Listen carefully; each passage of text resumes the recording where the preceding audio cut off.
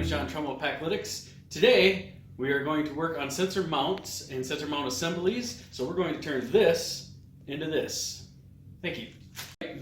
This is what we're going to do. We're going to take and show you how this assembly goes together.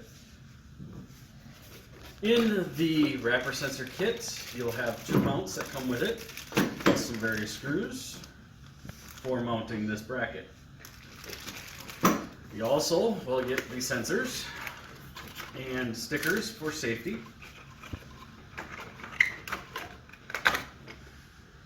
Take one sensor out of the packaging, and when you are going to mount this kit,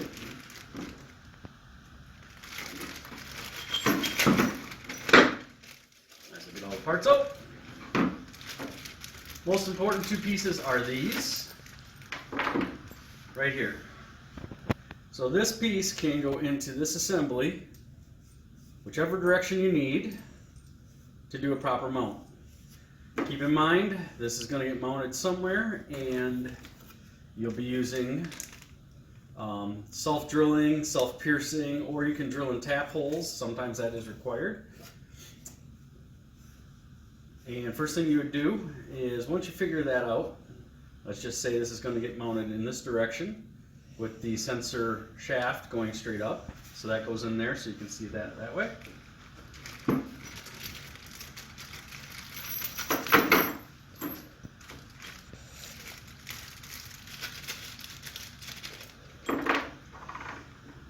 And you take the shaft and you thread the nut onto the shaft. I always go all the way down until it's tight and then back it off just a little bit. Slide the washer over it. And then these two can go in here as like this. And I always run that all the way down. That's how it goes together. Confirm that your directions and mounts are going to be okay.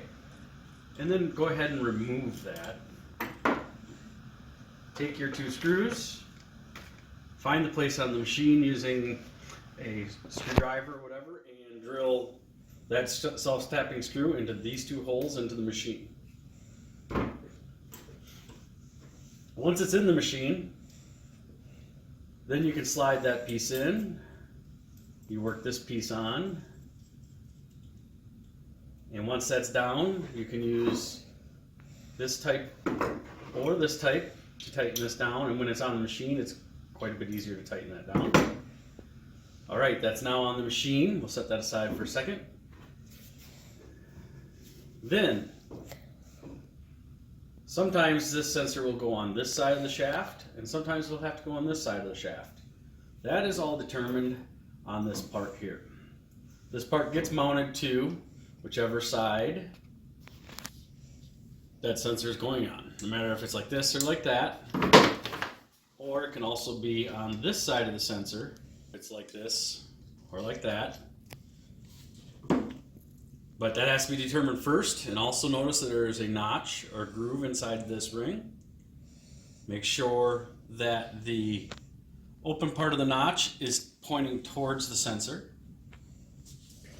There are two screws provided right here. They go up from one side of the sensor and they screw into this bracket.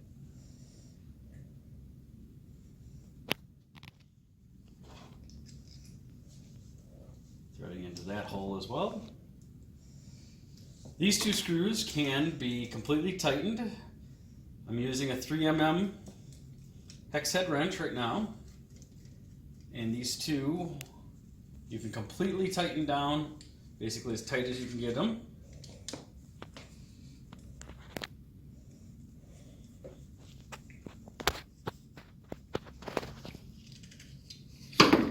So now that's on one side of the sensor, which means it's going to be mounted like this.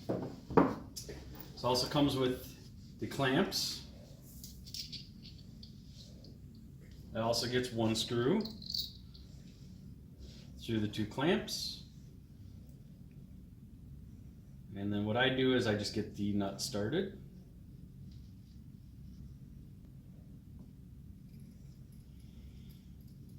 like so, and then that does lock in there all by itself.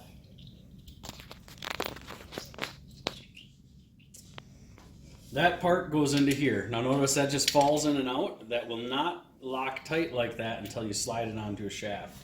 So once you have this part ready, this is already on the machine, then you can slide this, and keep in mind this needs to stay on the sensor when you slide this onto that shaft. Notice now that it's on the shaft, it does spin and it is not falling off. What I like to do when I'm temporarily doing this is then I take this, which is a 5/32 hex head wrench, and I just snug it down to the point where I can still move this, but it doesn't go anywhere. It kind of helps in aiming. So again, this is now mounted to a machine surface. Now I can aim this, and as a side note, try to keep this hex head nut screw accessible so you can tighten, adjust, and loosen. So it's only one screw to adjust this and this for sensor aiming. That is pretty much it for assembling both mounting kits for our Packlytics smart box sensors. Again, thank you for watching.